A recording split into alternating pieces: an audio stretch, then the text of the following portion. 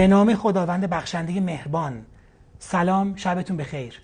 با برنامه سینما یک در خدمتتون هستیم. نمایش و نقد و بررسی فیلم‌های مهم تاریخ سینمای ایران یا جهان به انتخاب چهره‌های فرهنگی. مهمان امشب ما یک چهره فرهنگی ممتازه، دارای دکترای کلام اسلامی، استاد تمام فلسفه و دارای درجه اجتهاد. بله، در سینمایی که امشب ما میزبان حجت الاسلام و المسلمین دکتر عبدالحسین خسروپناه هستیم. جناب دکتر خیلی خوش آمدین به برنامه امشب. آقا السلام و السلام علی مدیوم شات العظما فی ژانر ملودرام. احوال شما چطوره؟ بنده هم خیلی خوشحالم که میتونم امروز بحثی رو در رابطه با احکام سینما با شما پیش ببرم. خیلی ممنون. من از علاقه‌مندان به فرمایشات شما هستم و همیشه پیگیر سخنرانی هاتون بودم و از این فرصت استفاده کردم و از شما دعوت کردم و خیلی ممنون که شما پذیرفتین دعوت بنده رو. بس دیگه، طباخی که نیست اینجا. از همین اول شروع کردی پاچه‌خواری‌ها. بریم سراغ احکام سینما. اول شما بگو فیلمین جدید چی داری تو دستبالت؟ من حقیقت بیشتر دنبال این کینگ کنگ جدیدم اومدم که ببینم این اسپشیال افکتش میگن خیلی شاخه جون شما. خواهش می‌کنم. برای ما فخر بزرگیه که شما تشریف بردین به این برنامه و خیلی برامون حائز اهمیت حالا سلیقه شما درباره سینما و میدونم برای تماشاگران برنامه هم حتما این جالب توجهه که اصلا شما رابطتون با سینما چطوریه و اصلا فیلم رو انتخاب میکنید برای برنامه که حتما انتخاب کردین که تشریف بردین. آقا والا رابطه علما با سینما و فیلم یه رابطه مدلولیه. این رابطه از روز ورود امام شکل گرفت که ایشون تشریف آوردن و کل مملکت رو فیلم کردن. به هر کدوم جامعه روحانیت هم نقشی در خور میمیکشون محول کردن. مثلا به آیت الله جنتی میگفتن احمد جوکره، به مقام عظما همیشه اسپایدرمن میگفتن، کسی که خوب بندبازی هم میکرد. بنده هم که به خاطر ارادتم به حضرت آیت الله بتمن همین فیلم رو انتخاب کردم که اگه موافق باشید با هم ببینیم. حالا قبل از اینکه وارد بخش نمایش فیلم بشیم از خدمتتون می‌خواستم سوال کنم که برای بیننده ها اگر بشه بفرمایید که موقع تماشای فیلم به چه نکاتی توجه کنن، چه چیزایی براتون جالب بوده که فکر می‌کنین توجه تماشاگران سوق بدین به اون نکات؟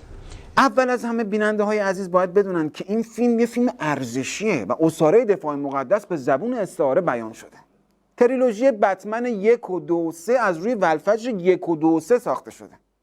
خود مقام عظما این فیلمو دید، گفتش که کارگردانی خوب، بازیگری خوب، طیب الانفاسکم، اما تنها کمبودش این بود که حاج اسدالله لاجوردی توش نبود. و اون مسئله‌ای که بینندگان باید بهش دقت کنن، یکی بصیرت حضرت آقای بتمن هست، یکی حساسیت ایشون رو حجاب و عفافه که رمز موفقیتش هم هست. و الحق و الانصاف هم حاج خانوم میشل فایفر هم در نقش کت‌وومن تونسته پارتنر خوبی برای آقاشون باشه.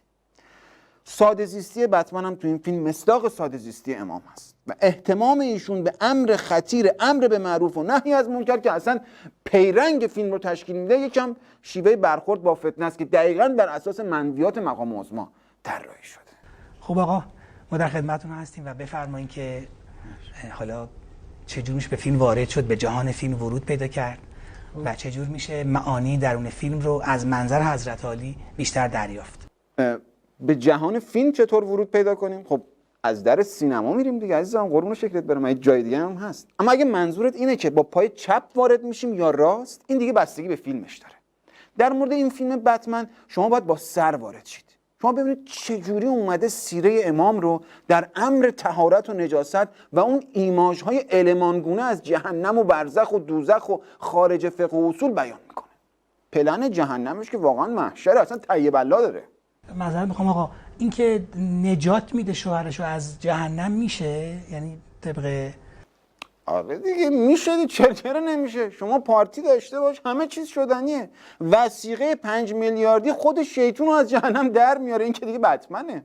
میخواستم خدمتتون عرض کنم که وقتی فیلمو نگاه میکردم به نظرم میومد در وهله اول که فیلم یک جور پاسخ دادن به این وسوسه همیشگی جهان غرب بوده که در آن سوی دنیا چی میگذره و به نظر بنده میاد که اشاره حالا شاید به قیامت نکرده بود، این همون جهان برزخه. اونجا کجا منظورتونه؟ هالیوود رو میفرمایید؟ بله، اونجا که قیامته. بنده خودم در سفرهای تبلیغاتی که داشتم به واقع این وسوسه های همیشگی رو همواره حس میکردم.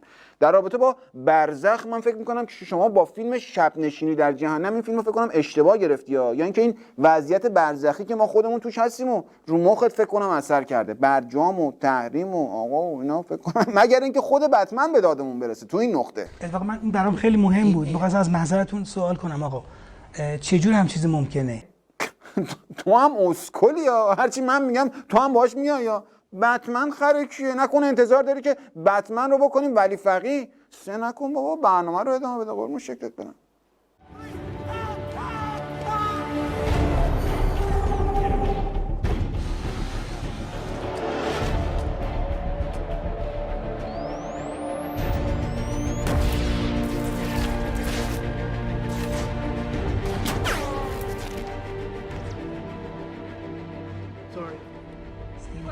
از سر میگیریم گفتگومون رو با حضرت حجت الاسلام و مسلمین جناب دکتر عبدالحسین خسروپناه، مهمان گرامی امشب سینما یک.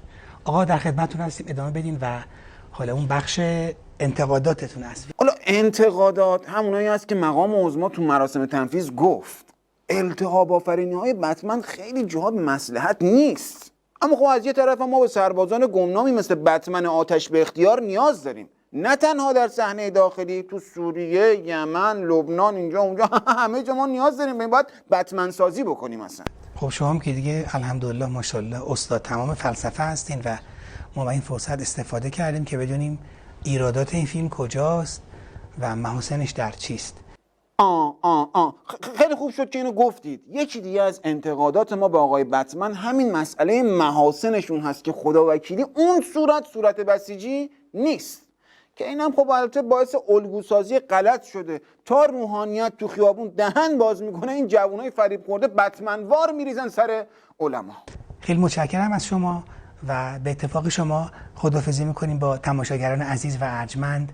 شما که تا این ساعت دیرهنگام شبانه ما رو همراهی کردین و با ما همراه بودین، هم در تماشای فیلم و هم در جلسه تحریر فیلم در حضور مهمان گرانقدر برنامه.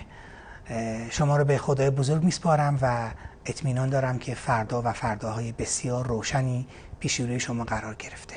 شک نکنید. خیلی ممنون.